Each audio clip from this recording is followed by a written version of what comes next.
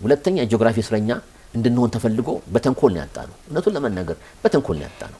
መጀመሪያው ኮሎኒያሊዝም ራሱ በአፍሪካ ቀንድ በርሊን ኮንግረስ ላይ ተነጋግረውበት አፍሪካ ቀንድ ለጣሊያን ለፈረንሳይና ለእንግሊዝ ሲሰጥ ጣሊያኖችም እኮ ራሳቸው ኮስኮሱ 60 ኪሎ ሜትር እኮ ነው እንዲቀፈው እንደ እንጀራ ያደረጉት እኮ ነው።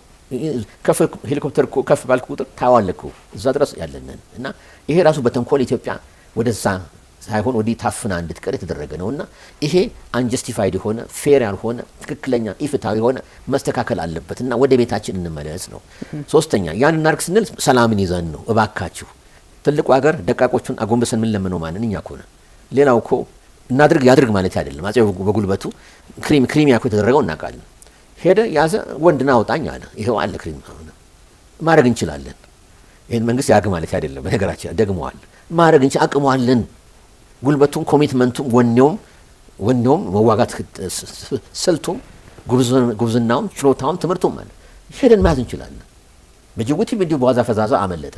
ያኔ የውሃ በር ችግር አልነበረም እንጂ ከፈረንሳዮች ጋር መነጋገርም ይቻል ነበር።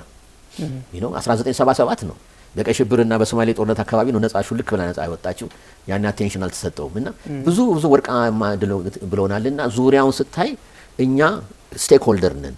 ዝም ብለን ባይተዋር ዝም ብለን ከሩዋንዳ ቡሩንዲ ከግሬት ሌክስ ኤሪያ ተነስተን ምንም ስንት ሺህ ኪሎ ሜትር እኮ ነው ከውሃ ርቀታቸው መተው ክሌም ቢያደርጉ ቀልድ ነው የሚሆነው። ቧልት ነው አርፋችሁ ተቀመጡም ያሰኛል። የኛ እኮ ወደ ቤታችን እንመለስ እኮ ነው። ቤትን እኮ ቤት ታጥሯል፣ ግቢው አትወጣም ነው። ስለዚህ እኛ እንወጣለን ነውና የያዝነው አማራጭ ሰላማዊ ነው።